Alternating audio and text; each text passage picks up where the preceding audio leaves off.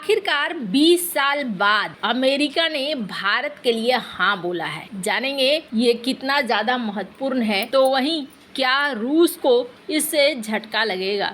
Geopolitics में बहुत कुछ चल रहा है, हमेशा की तरह जानने को मिलेगा बहुत कुछ। आइए जानते हैं इन खबरों को विस्तार से। अमेरिकी सरकार के ऊर्जा विभाग ने होल्टेक इंटरनेशनल को भारत में परमाणु रिएक्टर बनाने और डिजाइन करने की मंजूरी दे दी है। ये फैसला भारत अमेरिका असैन्य परमाणु समझौते के तहत लिया गया है, जो 20 साल पहले शुरू हुआ था। होल्टेक को भारतीय कंपनियों के साथ मिलकर शांतिपूर्ण परमाणु गतिविधियों के लिए तकनीक हस्तांतरण करने की अनुमति मिली है। इससे भारत की परमाणु ऊर्जा क्षमता बढ़ाने में मदद मिलेगी, खासकर स्वच्छ ऊर्जा और ऊर्जा सुरक्षा के क्षेत्र में। ये कदम भारत के महत्वाकांक्षी लक्ष्य का हिस्सा है, जिसमें 2047 तक 100 गीगावाट परमाणु ऊर्जा उत्पादन शामिल है। होल्टेक इंटरनेशनल एक जानी मानी कंपनी है जो छोटे मॉड्यूलर रिएक्टर बनाने में विशेषज्ञ है। ये रिएक्टर पारंपरिक बड़े रिएक्टरों की तुलना में तेजी से बनाए जा सकते हैं और लागत में भी काफी किफायती होते हैं। भारत में इस तकनीक का उपयोग ऊर्जा जरूरतों को पूरा करने के साथ साथ कार्बन उत्सर्जन को कम करने में सहायक होगा। इस संदर्भ में एक ऐतिहासिक उदाहरण है भारत का पहला परमाणु रिएक्टर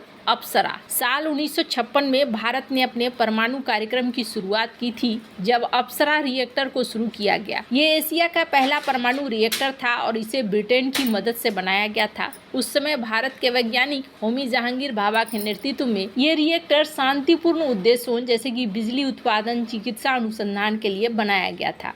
अप्सरा की सफलता ने भारत को परमाणु ऊर्जा के क्षेत्र में आत्मनिर्भर बनाने की नींव रखी। हालांकि उस समय भारत को तकनीकी सहायता के लिए विदेशी देशों पर निर्भर रहना पड़ता था। इसके बाद 1974 में पोखरण में पहला परमाणु परीक्षण करने के बाद कई देशों ने भारत पर प्रतिबंध लगा दिए थे, जिससे परमाणु तकनीक का हस्तांतरण रुक गया। फिर भी आज भारत ने अपनी मेहनत से स्वदेशी तकनीक विकसित की, जैसे कि तारापुर और रावत भाटा में रिएक्टर बनाए। अब होल्टेक इंटरनेशनल के साथ ये सहयोग एक नया अध्याय शुरू कर रहा है। अप्सरा के समय की तरह जहां विदेशी सहायता ने शुरुआती कदम उठाने में मदद की थी, वैसे ही अब अमेरिकी तकनीक भारत को आधुनिक SMR तकनीक से लैस करेगी। अंतर यह है कि अब भारत एक मजबूत परमाणु ढांचा रखता है और वह विदेशी कंपनियों के साथ साझेदारी में बराबरी का भागीदार है। ये सहयोग न केवल ऊर्जा उत्पादन बढ़ाएगा, बल्कि भारत को वैश्विक परमाणु ऊर्जा बाजार में भी मजबूत स्थिति दिलाएगा। भारत ने सबसे पहले अप्सरा बनाया और उसके बाद भारत ने कनाडा के मदद से CIRUS रिएक्टर बनाया, जो 1960 में चालू हुआ। ये रिएक्टर भारी पानी पर आधारित था और इसे भी शांतिपूर्ण उपयोग के लिए डिजाइन किया गया था। हालांकि 1974 में भारत के परमाणु परीक्षण करने के बाद इसमें प्लूटोनियम का भी इस्तेमाल होने लगा। इसके बाद कनाडा ने सहयोग बंद कर दिया और भारत पर अंतर्राष्ट्रीय प्रतिबंध लगे। भारत का पहला व्यावसायिक परमाणु ऊर्जा संयंत्र तारापुर में अमेरिकी कंपनी जनरल इलेक्ट्रिक की मदद से बनाया गया था। ये 1969 में शुरू हुआ, 2 उबलते पानी के रिएक्टर पर आधारित था। ये भारत और अमेरिका के बीच शुरुआती परमाणु सहयोग का प्रतीक था। लेकिन 1974 के परमाणु परीक्षण के बाद अमेरिका ने ईंधन आपूर्ति रोक दी, जिससे भारत को स्वदेशी तकनीक विकसित करनी पड़ी। आज होल्टेक के साथ सहयोग उस पुराने रिश्ते को फिर से मजबूत करने का प्रयास है, लेकिन अब भारत पहले से कहीं ज्यादा सक्षम है। हाल का एक उदाहरण है कुंडनकुलम संयंत्र, जो रूस की मदद से तमिलनाडु में बनाया गया है। ये 2000 के दशक में शुरू हुआ और पहला यूनिट 2013 में चालू हुआ। रूस ने भारत को VVER रिएक्टर तकनीक दी, जिससे भारत की ऊर्जा क्षमता में इजाफा हुआ। यह परियोजना विदेशी सहयोग का सफल उदाहरण है। अब होल्टेक के साथ साझेदारी इसी तरीके के परिणाम दे सकती है, ऐसा माना जा रहा है। अब जहां एक तरफ ये सब कुछ चल रहा है, वैसे तो रूस और भारत के बीच परमाणु ऊर्जा सहयोग लंबे समय से चला आ रहा है। ये दोनों देशों के बीच रणनीतिक साझेदारी का एक महत्वपूर्ण हिस्सा है। रूस की सरकारी कंपनी रोसटोम भारत में परमाणु रिएक्टरों के निर्माण में अग्रणी भूमिका निभा रही है। सबसे प्रमुख परियोजना कुंडलकुलम परमाणु ऊर्जा संयंत्र है, जहां 6 VVER 1000 रिएक्टर बनाए जा रहे हैं। इनमें से 2 रिएक्टर यूनिट 1 और 2 पहले से चालू हैं और 4 अन्य यूनिट 3 से 6 निर्माणाधीन हैं। इसके अलावा साल 2018 में दोनों देशों ने एक नए स्थल पर 6 और रिएक्टर बनाने के लिए समझौता किया था, जिसके लिए स्थान अभी तय नहीं हुआ है। ये रिएक्टर VVER 1200 डिजाइन के होंगे, जो अधिक उन्नत और सुरक्षित हैं। रूस भारत को परमाणु ईंधन आपूर्ति, तकनीकी सहायता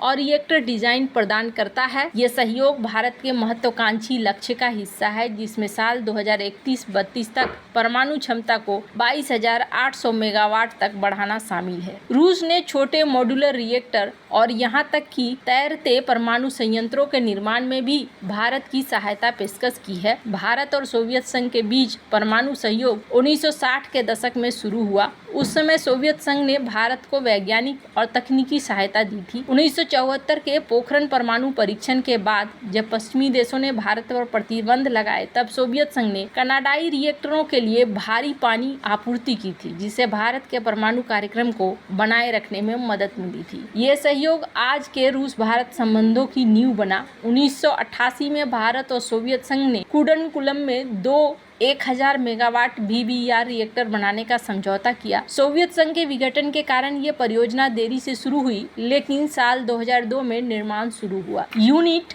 1 2013 में, यूनिट 2 2016 में चालू हुआ। ये रूस के साथ भारत के पहले बड़े परमाणु ऊर्जा प्रोजेक्ट का उदाहरण है, जो आज तक सफलतापूर्वक चल रहा है। 1974 के परमाणु परीक्षण के बाद भारत वैश्विक परमाणु अलगाव में था। उस समय सोवियत संघ ने न केवल ईंधन आपूर्ति की, बल्कि परमाणु पनडुब्बी डिजाइन में भी तकनीकी सहायता दी। ये सहयोग 1990 के दशक में रूस के साथ जारी रहा। जब 1998 में कुंडलकुलम के लिए औपचारिक समझौता हुआ, तो ये दिखाता है कि रूस ने भारत के परमाणु विकास में संकट के समय भी साथ दिया। साल 2014 में रूसी राष्ट्रपति व्लादिमीर पुतिन की भारत यात्रा के दौरान दोनों देशों ने अगले 20 सालों में कम से कम 10 और रिएक्टर बनाने की योजना बनाई और कुंडलकुलम के अतिरिक्त था भारत में रूसी तकनीक के विस्तार का संकेत था। हालांकि ये योजना अभी पूरी तरीके से लागू नहीं हुआ है, लेकिन इतना जरूर दिखाता है कि भारत और रूस इन दोनों में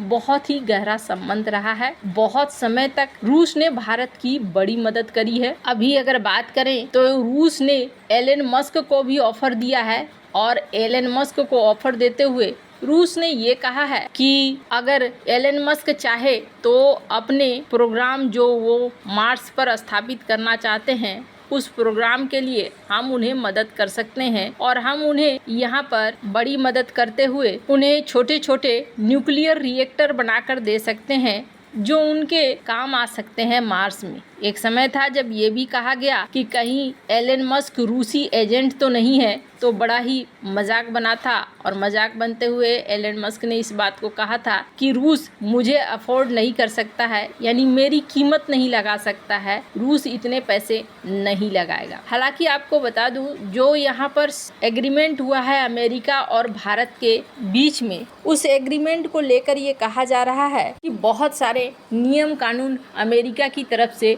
जरूर होंगे। वैसे आपको क्या लगता है, इन सब मामले में आपकी क्या राय है, कमेंट कर जरूर बताएं। जल्द मिलते हैं अगले वीडियो में नई खबर के साथ।